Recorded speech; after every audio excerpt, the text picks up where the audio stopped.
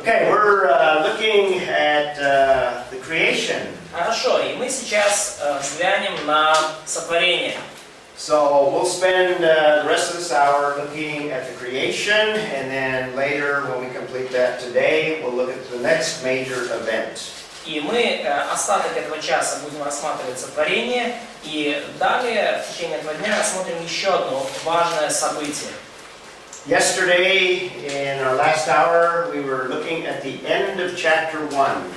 Вчера на нашем последнем часу мы видели конец первой главы книги Бытие. And we were looking at the purpose of mankind.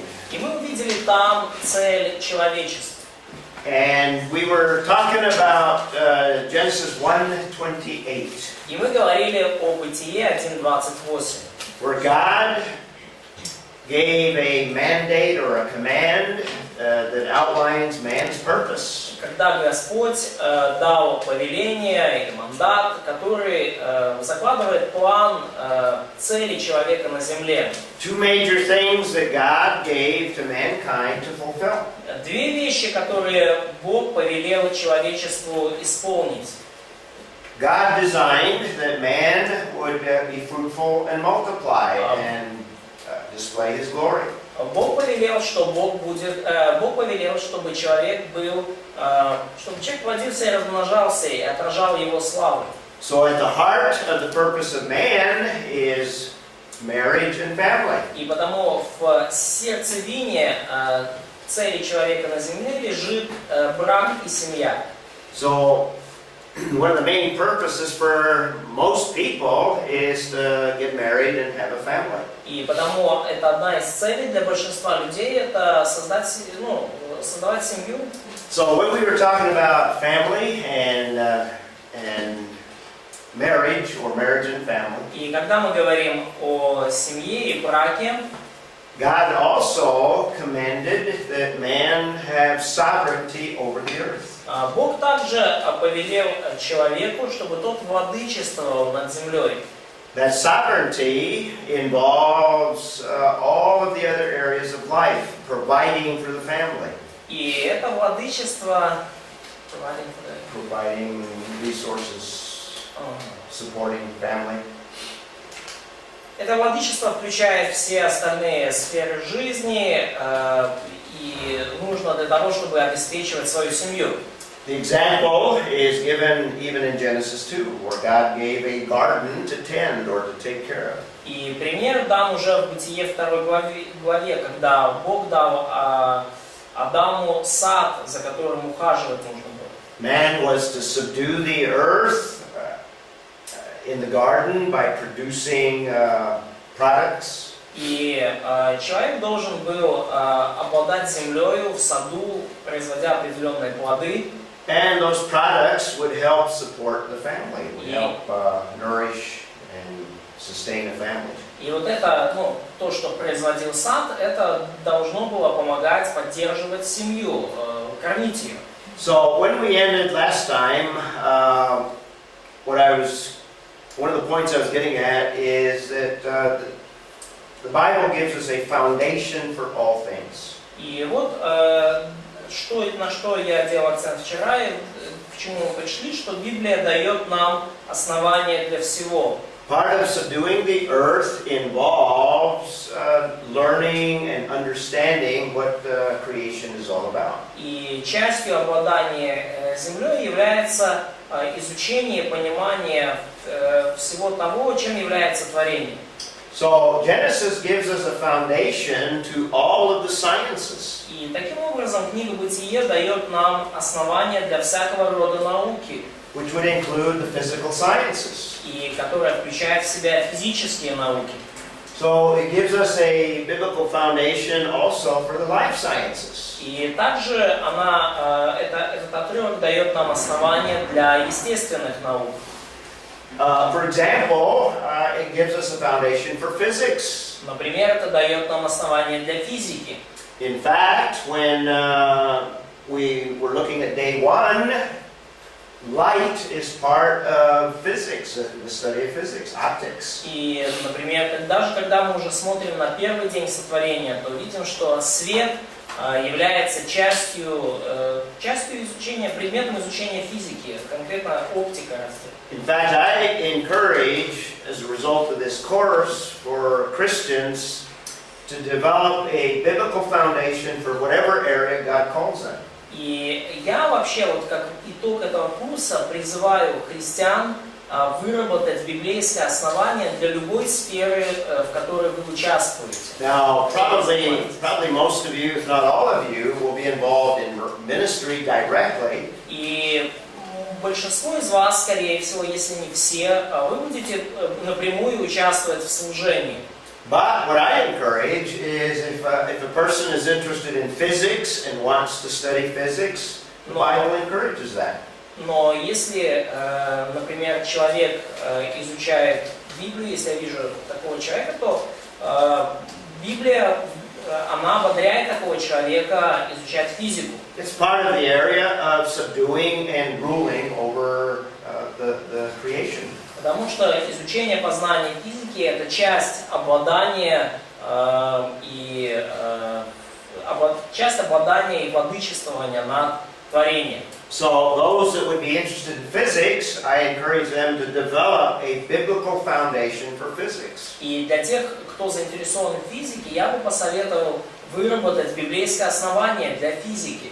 I'm going to give you a biblical foundation for science in general. И я дам вам библейское основание для науки в целом. But you can do the same thing for any area of science, whether it's physics or chemistry. Но вы можете сделать подобное для любой сферы науки, будь то физика или химия. But a biblical foundation for physics and chemistry starts in Genesis 1.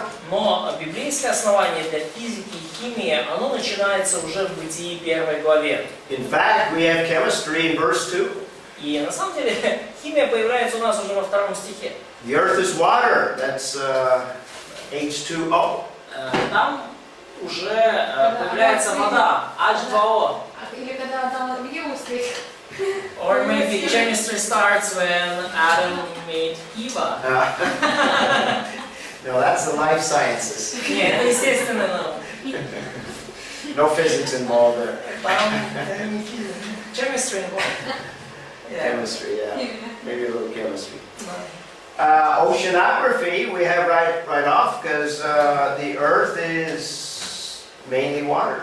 И океанография начинается там же, потому что Земля изначально была просто водой. And then on day 3, God separates the waters from the land masses, creating oceans. So there's oceanography, beginning of oceanography. И в третий день Бог отделил воду от суши, и таким образом появились моря и океаны, и зародилась, по сути, океанография. Also on day 3, God creates or brings to the surface at least the land masses. И также на третий день Бог создал или как минимум поднял на поверхность земли сушу, массы земли. So geology, geophysics, both have their beginning on day 3. И потому геология, геофизика, обе они начались как раз-таки в третий день творения. So a biblical foundation for geology and geophysics would start also in Genesis 1. И потому библейское основание для геологии и геофизики также начнется в Бытии 1 главе. But later on, we're going to see that it will be very, very important to understand geology and geophysics by understanding the Genesis flood. И чуть позже мы увидим, что очень важно для понимания геологии и геофизики понимать происшедшее при потопе. So that will add to your foundation for geology and geophysics. И понимание потопа много добавит к вашему библейскому основанию для геологии и геофизики. All of the areas, climatology. И все сферы, климатология, например. In fact, there's some statements in Genesis 2 concerning И, climatology. кстати, есть определенные утверждения в Бытие 2 главе, касаемые климатологии. In fact, you might even say when God separates the waters, He's also creating space that makes climatology starting there. Даже можно сказать, что отделив воды одни от других, Бог уже тем самым установил это пространство, являющееся основанием для климатологии. So all of the sciences began in the early chapters of Genesis. И потому все науки практически, они уже зародились, начались в первых главах книги Бытия. All the material sciences Все began there. физические, материальные науки. And in the life sciences, zoology obviously or botany begins on day 3 when plants are created. Касательно естественных наук, ботаника появилась уже в третий день, когда появились растения. Zoology would begin on day 5. Зоология началась в пятый день. Anthropology begins day 6. Антропология началась в шестой день. You might even say medicine is described in Genesis 2. И можно даже сказать, что медицина описана в второй главе Бытия. How is Genesis 2 describing medicine? Каким образом Бытие 2 глава описывает медицину? Yes, yeah, very Первый good. наркоз. А? Первый наркоз. First operation. Yeah, first anesthesia. Yeah, very good, very good. Biochemistry, obviously dealing with biology and chemistry. Биохимия, очевидно, имеет дело с биологией, химией. Genetics, the kinds. Генетика, вот эта идея родов. So day 3 starts talking about genetics. То, что там Бог по родам произвел там растения, животных, все это началось в третий день, генетика. Agriculture. Сельскохозяйственные науки. God plants a garden Бог насадил сад and gives man the responsibility to tend the garden. и дал человеку ответственность ухаживать за этим садом. So the list goes on. I'm just giving you examples here. И список можно продолжить, я просто привожу вам здесь примеры.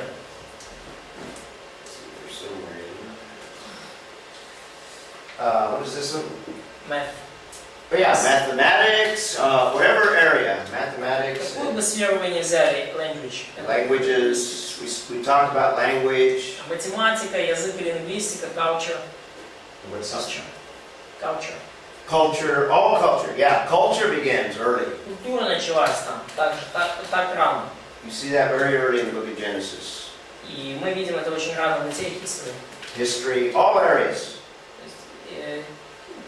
Queen of Science. What's the queen of science? Какая королева наук? The queen used to be called the queen of all of sciences. Какую науку можно назвать королевой всех наук?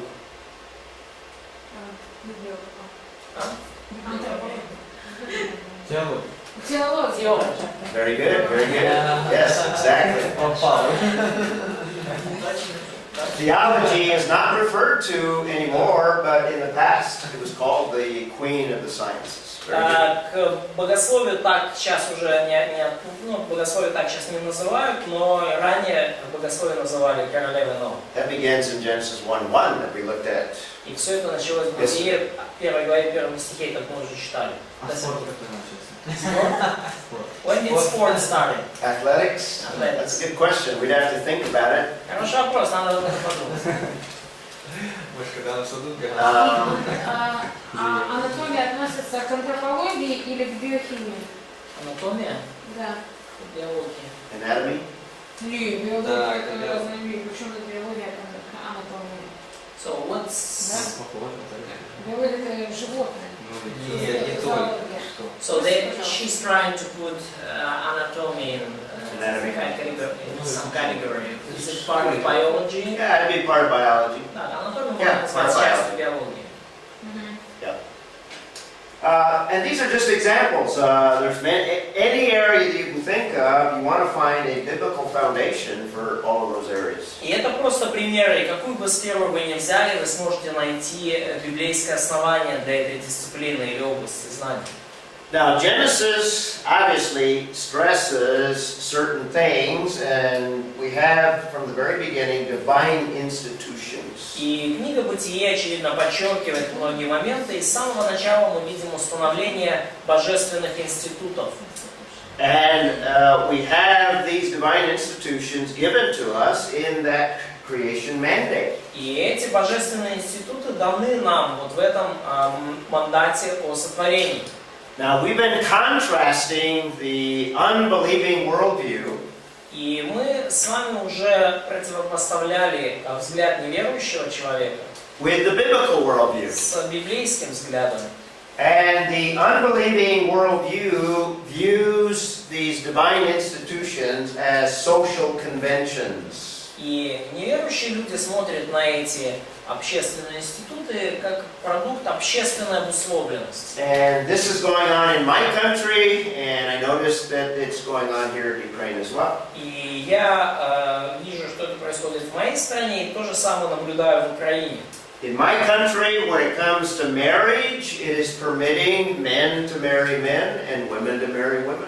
И в моей стране касательно брака уже разрешается во многих местах мужчинам вступать в брак с мужчинами и женщинам с женщинами. Because our cultures are not viewing these as divine institutions, they are viewing them as simply social conventions. In other words, So it's something which is helpful for society, yes. helpful or desirable, social То conventions. есть, потому что моя культура смотрит на брак не как на божественный институт и божественное установление, а как на общественную условность. Нечто, что полезно и приемлемо для общества. So the secular world would consider these social conventions arbitrary. In other words, they're not set. И потому мир неверующих людей смотрит на эти институты как на очень такие произвольные общественные условности. And if they're arbitrary, then different conventions are acceptable. И потому, если все так произвольно и все зависит от того, что там нужно в данный момент, то, Then why is it wrong to have a man marry a man? то самые разные тогда уже соглашения, они считаются допустимыми. И почему бы тогда уже не женить там мужчин с мужчиной? In fact, over time, these social conventions could change. That's what our world is saying. И со временем, как говорит мир, вот эти общественные условности могут меняться. Это то, что говорит мир. That's the secular view of marriage, family, government. Это светский взгляд на брак, семью и правительство. But I think Genesis establishes what we call divine institutions. Но я думаю, что книга «Бытие» устанавливает для нас то, что я называю божественные институты. Okay, we're back to business. Возвращаемся к нашему делу. In contrast to the secular view, the Bible defines for us divine institutions. В противоположность светскому взгляду Библия показывает нам, устанавливает для нас божественные институты.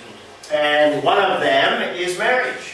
И один из этих институтов – это брак. Divine institutions are built by God. God is the one that establishes divine, that's why they're called divine institutions. Божественные институты установлены Богом. Бог их создал, потому их называют божественными. So they're not arbitrary and they're not changing. И потому они не произвольны и не являются изменяемыми. God created men and women in the image of God. Бог создал мужчину и женщину по своему образу. And God intended that men and women marry. И Бог задумал, что мужчина и женщина будут вступать в брак. God did not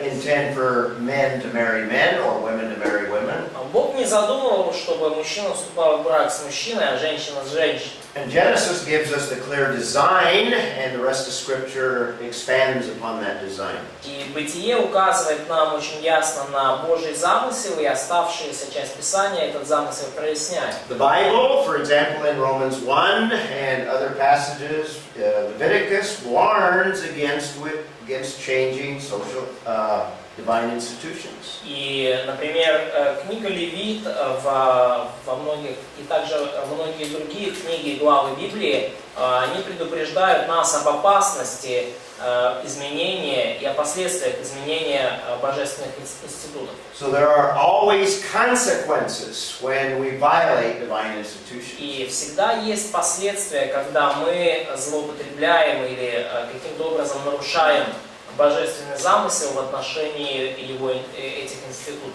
There are consequences for the individuals that are involved, but there's consequences that affect all of society. Есть последствия, которые несут на себе личности, нарушившие Божий замысел, и есть последствия для всего общества.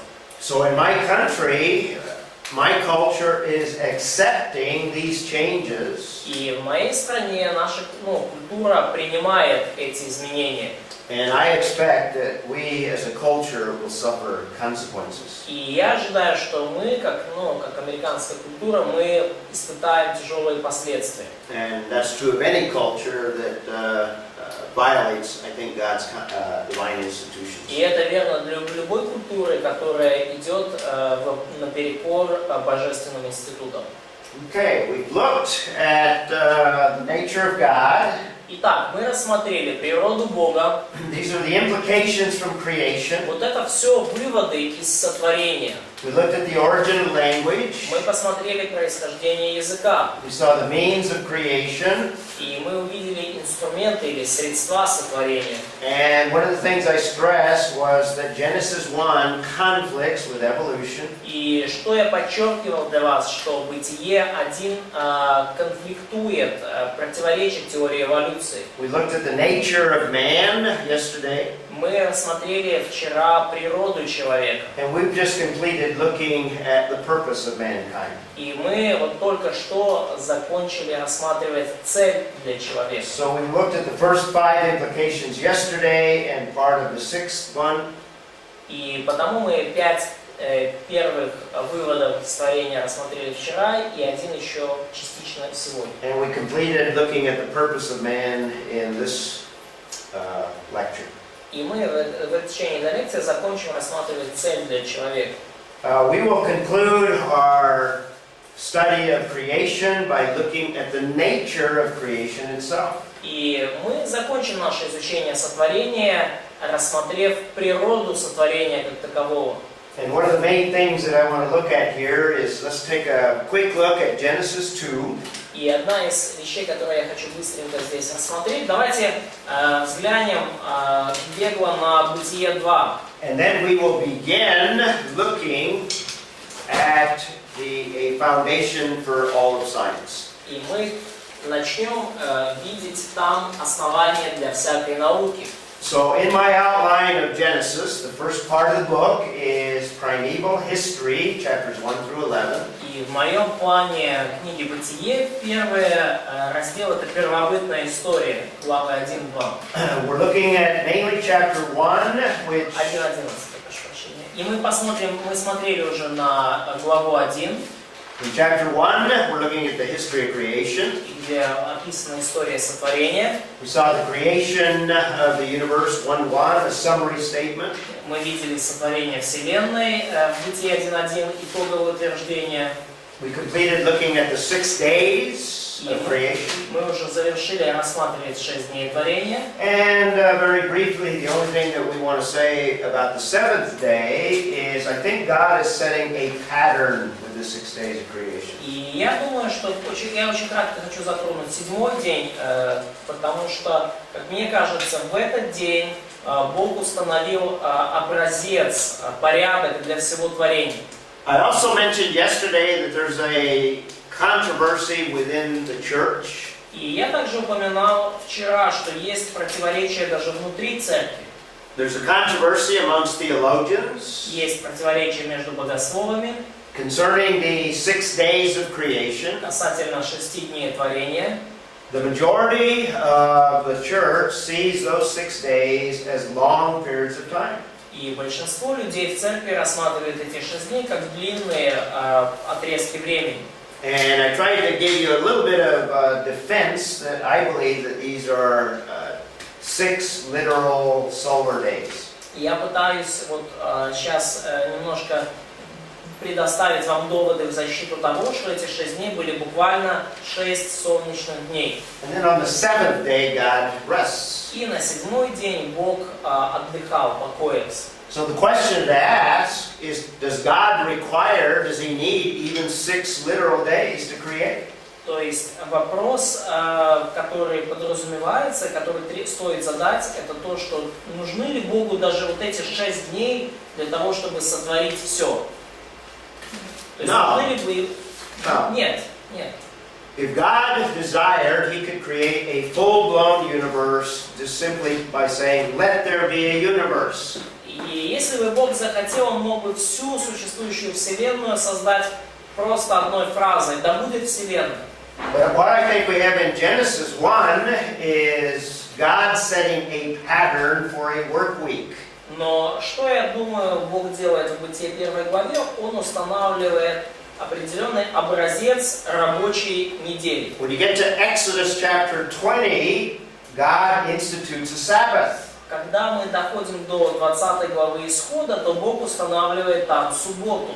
And He refers to Genesis 1, and He says God created in 6 days. И он ссылается на Бытие 1 там и указывает на то, что Бог сотворил мир за 6 дней. The implication is that God created in 6 days in order to set a pattern for a work week. И вот вывод, применение того, что Бог сотворил мир за 6 дней, это применение выражается в нашей рабочей неделе. So after 6 days, was God exhausted after creating? Как вы думаете, после 6 дней творения устал ли Бог, вымотался ли Он? No. Did He need to rest? Нет. Нужен ли ему отдых? God wasn't tired. Бог не устал. But He rests on the 7th day. Why? Not because He needed to Но rest. покоился он на 7-й день. Зачем? Не потому, что ему нужен был отдых. It continues the pattern that He sets for a day of rest for mankind. Это устанавливает образец, шаблон для дня покоя данного людям, установленного для людей. And that's what Exodus 20, particularly verse 11, is talking about. И вот это то, о чем нам говорит Исход 20 глава, в особенности стих 12. So even before the time of Moses, when God gave the law, И даже во времена Моисея, когда Бог дал закон, man had the pattern for a 6-day work week and a day of rest. у человека уже был образец, пример рабочей недели и дня покоя. Now beginning in chapter 2, verse 4, through the end of chapter 3, we have the early history of mankind. И в начале главы 2 до конца 3 главы мы видим раннюю историю человечества. And chapter 2 gives us another account of the creation of mankind. И глава 2 предлагает нам другое повествование о сотворении человека, человечества. Now, scholars have debated why we have 2 creation accounts. И ученые спорят между собой, зачем же нам надо было 2 повествования о сотворении. Now, there's a whole area of theology, we call it liberal theology. И есть целая сфера богословия, мы называем это либеральным богословием. In fact, liberal theology came about as a result of this debate between these 2 creation accounts. И вообще говоря, либеральное богословие возникло в результате как раз таки споров о первых 2 главах Бытия, 2 повествованиях о сотворении. Liberals saw 2 different creation accounts by 2 different authors. Либералы увидели в этом 2 различных повествования о сотворении от 2 разных авторов. That was the beginning of liberalism that progressed and basically undermined all of the Bible. И это было началом либерализма, который начал прогрессировать и, в общем-то, потом распространился и исказил взгляд на всю оставшуюся Библию. It began by questioning whether or not Moses had written the whole book or not. И начался либерализм как раз-таки с вопроса, написал ли Моисей всю книгу. Now, conservatives have always held that Moses wrote the entire book of Genesis. Ну, консервативные богословы всегда утверждали, что Моисей написал всю книгу Бытие. Now, certainly under the inspiration of the Holy Spirit, guided by the Holy Spirit. Ну, очевидно, он это делал по вдохновению Духа Святого, водимый Духом Святым. So we have to answer the question, why do we seem to have 2 different creation accounts? И нам нужно ответить на вопрос, почему же мы видим две записи о сотворении, два повествования. Liberals tend to emphasize the differences between Genesis 1 and Genesis 2. Либералы обычно любят подчеркивать различия между Бытием 1 и Бытие 2. So here's an answer to that liberal argument. И вот это наш ответ либералов. First of all, what we have in Genesis is very typical of what you have in the time of Moses in other literature. И, во-первых, то, что вы видите в книге Бытие, очень типично было во времена Моисея в литературе тех мест. So Genesis 1 and 2 parallels what we find in other writings in the time of Moses. И такая структура, как Бытие 1.2, мы находим параллельные места в литературе времен Моисея также. It's very common in the literature of the time of Moses to give a summary of everything that the writer is going to talk about. И очень типично в ближневосточной литературе времен Моисея давать, скажем так, краткое, сжатое изложение того, о чем хочет сказать автор. And then immediately following that summary account to focus in on the most important aspects that the author wants to develop. И сразу же после такого вот итогового сжатого описания перейти к более подробному описанию деталей, на которых автор хочет сделать акцент. And that's exactly what we have in Genesis 1 and 2. И вот это именно то, что мы видим в Бытие 1-2 главе. We have a summary of all of the creation of the universe in Genesis 1 and the first part of chapter 2. В Бытие 1 и в 3 стихах 2 главы мы видим суммирование, сжатое изложение всего сотворения. And the most important aspect of the creation is the creation of man. И наиболее важный аспект сотворения – это сотворение человека. And that's what Moses focuses in on in chapter 2. И это то, на чем Моисей фокусируется во 2 главе. So the second account, or chapter 2, assumes the details of the first. И второе повествование подразумевает, что оно является детализацией первого. So rather than seeing contradictions between the two, И вместо того, чтобы видеть противоречия в этих двух повествованиях, because the second assumes the first, you would expect that some of the elements of the first are not in the second. то лучше предположить, что поскольку второе повествование предполагает существование первого, то очевидно, что там могут отсутствовать некоторые из элементов, которые были в первом. And fourthly, the supposed contradictions can all be harmonized. И также все противоречия, кажущиеся, которые там возникают, их можно гармонизировать, объяснить. Number 5, the two accounts are complementary, and the contrasts are designed to highlight certain things. И пятый момент, вот эти кажущиеся противоречия между вот этими отрывками, они дополняют друг друга, и они, то есть проясняют, то есть один отрывок проясняет другой. Okay, so this is your answer to the liberal approach that says that we have two accounts that are contradictory. Это вот такой наш ответ либералам, которые говорят, что вот эти два отрывка противоречат друг другу. So let me give you a summary of chapter 2. We won't go into as much detail as we did chapter 1. И давайте я подведу итог 2 главы. Мы не будем так уже углубляться в детали, как с 1 главой. I just gave you a quick overview of the seventh day Sabbath rest. И я просто дам небольшой обзор. Во-первых, день 7, субботний отдых. And I've already mentioned that chapter 2 is an expansion of the sixth day. И я уже упомянул то, что глава 2 является продолжением и более детальным разъяснением дня 6.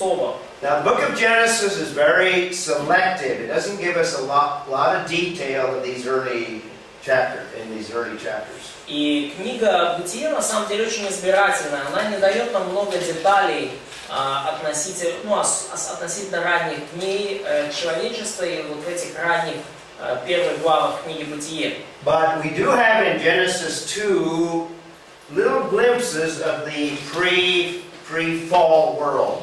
Но в «Бытие 2» мы видим определенное кое-что мы можем узнать, некоторые небольшие детали того, как выглядел мир до грехопадения. When we look at the fall, one of the points I'm going to make is that the world after the fall is radically different than the world before. И когда мы будем рассматривать грехопадение, я сделал акцент на том, что мир после грехопадения радикально отличается от мира, который был до него.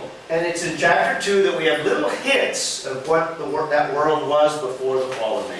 И в главе 2 мы видим небольшие вот эти намеки на то, как мир выглядел до падения человека.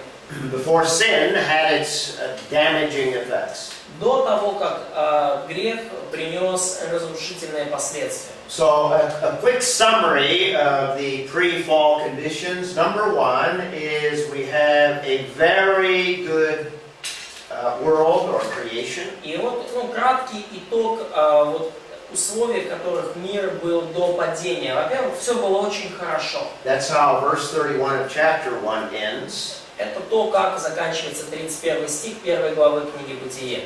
Now, when it refers to a lack of shrubs, I think it's referring to the garden that God created, not the whole world, not the whole. Ну, и когда говорится о недостатке кустарников, то, как мне кажется, речь о том, что in the garden, Yes, in the garden. то кустарников не хватало в саду, а не во всем мире, который создал Бог. Because what God is doing is preparing a garden that man will subdue, that man will cultivate. Потому что то, что Бог сделал, Он приготовил сад, который нужно было взращивать и за которым нужно было ухаживать, которым обладать человек. So it's not a contradiction with Genesis 1. What it is it's talking about the garden that God established for man. И потому здесь нету противоречия с Бытием 1 главы, просто говорится о саде, который Бог создал, установил для человека. Similarly, there's a lack of plants. И то же самое мы можем сказать о недостатке растений. Also very interestingly, it seems that in the pre-fall world there was no rain, a lack of rain. И также очень интересно, что кажется в мире до падения не было дождя. Talks about the garden being watered by a mist that came out of the ground. И говорится, что сад орошался паром, поднимавшимся от земли. Now it's not totally clear, but it's possible that the very first rain came when the Genesis flood came later on. И это не написано ясно, но возможно, что самый первый дождь начался тогда, когда начался потоп. And the main thing that we have in that same passage is a lack of a cultivator. И то же самое, и еще похожая вещь, которую мы видим в том же отрывке, что не было земледельца, не было человека для возделывания земли. So God is creating a garden that man will be the one that cultivates and subdues. И Бог создал сад, в котором человек должен был быть земледельцем, и человек должен был им обладать. And notice in chapter 2, verses 8 and 9, we have God is the owner of the garden. It's the garden of the Lord. Обратите внимание, что во 8-9 стихе мы видим, что Бог является хозяином сада. Это его сад. Okay? And lastly on our list here, we have a description of some interesting rivers. И также во 2 главе, в 10-14 стихе мы видим интересное описание древних рек. These are pre-flood rivers. Это реки, которые были до потопа. Now we have two rivers that are also named after the flood, after two of these. The same names, yes? Same names. Да, также у нас есть в наши дни две реки, которые имеют те же названия. But when we get to the Genesis flood, I'm going to try to explain that these are not the same rivers. Но когда мы дойдем до книги когда мы дойдем до описания потопа, я вам уже постараюсь объяснить, что те реки, которые у нас сейчас с теми же именами, это не те реки, которые были в Эдемском саду. Two of them are named probably in memory of those pre-fall, pre-flood rivers. Две из них, скорее всего, названы в память о тех реках, которые были до потопа и до грехопадения. It's like in my country, in the early days of the forming of my country. Это как было в моей стране, в Соединенных Штатах, в ранние дни формирования США. Some of the cities were named after cities from where people came from in England. Многие города были названы по именам тех городов, откуда люди приехали, и городов в Англии. In fact, that whole northeastern part of the United States is called New England. И даже вся северо-восточная часть Америки названа Новая Англия. And there was a city in Great Britain called York. И есть город, например, в Великобритании, который называется Йорк. In my country, they had a city they called New York. Ну, а в моей стране они основали город, который называется Нью-Йорк. The state that I come from, it's called New Mexico. Штат, из которого я родом, называется Нью-Мексико. So these are names that people give in memory of places that they remembered before. И это имена, которые люди давали в память о тех местах, которые были раньше. I think these rivers are similar. И откуда они родом. Я думаю, что вот здесь эти имена, ситуация с ними та же самая. Let's stop at this point, and one thing that I want you to notice is what is different about these rivers than rivers that we're familiar with. И одна вещь, на которую я хочу сделать последний акцент, это вопрос, да, вот что отличается, чем отличаются те реки от рек, с которыми мы знакомы. Let's take a break, and we'll come back and answer that question. Мы сделаем перерыв, вернемся и ответим на этот вопрос.